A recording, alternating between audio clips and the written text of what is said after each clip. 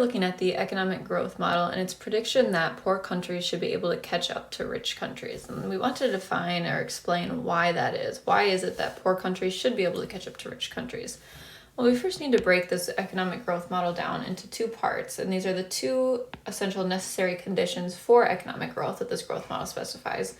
The first being essentially an increase in capital. This is really an increase in the quantity of capital per hour worked. So we can just summarize that as an increase in capital. The second part being technological change. And what we know from each of these is that they definitely help ensure the growth of different economies and countries. And the idea that poor countries should be able to catch up to rich countries is that suppose that technological change occurs, and let's suppose that it's the same all across the world. Let's say that it's something such as a new computer.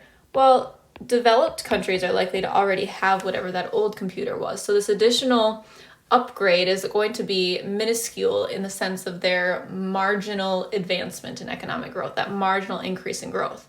However, for a poor country who now has access to this new computer, they're going to see a much larger marginal increase in economic growth.